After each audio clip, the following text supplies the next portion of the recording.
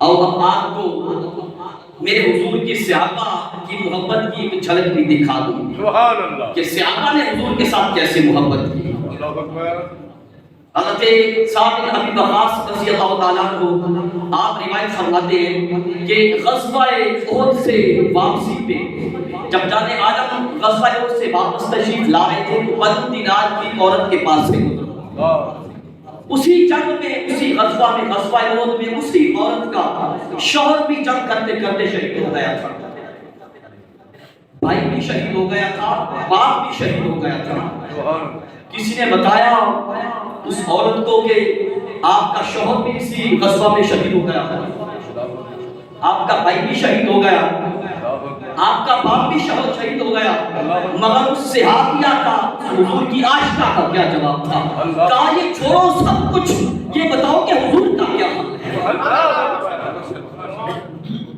حضور کیسے ہے، جامع عالم کا کیا حال ہے۔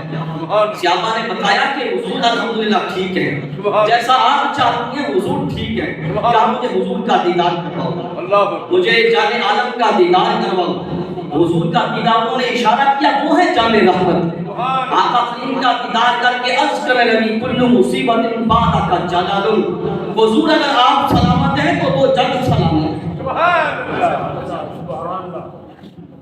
اس لیے قلندر لاہوری نے کہا دو عالم سے کرتی ہے بیگانہ دل، عجب چیز ہے لذت آشنا۔ شوہر بھی شہید ہو گیا، بھائی بھی شہید ہو گیا، باپ بھی شہید ہو گیا، مگر ان کی پرواہ نہیں، پرواہ ہے تو بس پیارے مصطفیٰ کی پرواہ۔